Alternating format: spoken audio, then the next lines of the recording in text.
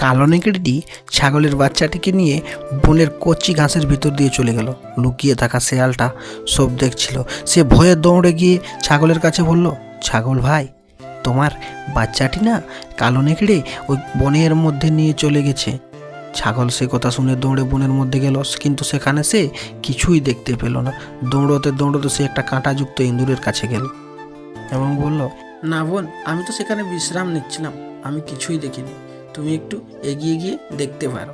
তখন সে একটা বন্য শকুনের কাছে গিয়ে বলল, শকুন ভাই, তুমি কি আমার বাচ্চাটিকে দেখেছো? শকুন বলল, না, আমি কিছু দেখিনি, তবে বনের একটা পাখি কাফিনা, সে উপর থেকে সব কিছুই দেখছিল, তুমি তার কাছে যাও, সে তোমায় কিছু খবর দিতে পারে। তখন ছাগল ওই কাফিনার খোঁজে সেদিক থেকে চলে গেল। কাফিনার কাছে গিয়ে বলল, কাফিনা, তুমি কি আমার বাচ্চাটিকে দেখেছো? কাফিনা বলল, হ্যাঁ, আমি সব দেখেছি। ওই কালো নেকড়ে তোমার বাচ্চাটিকে নিয়ে ওই বনের অন্তরে একটা বড় পাহাড়ির কাছে নিয়ে গেছে। সে তখন দৌড়ে সেখান থেকে চলে গেল সে খাড়ির দিকে। খাড়ির কাছে গিয়ে দেখে সেখানে সে হাড় দেখতে পেল এবং সে ভাবলো এটা তার বাচ্চার হাড়। তখন সে রাগে, ক্ষোভে, দুঃখে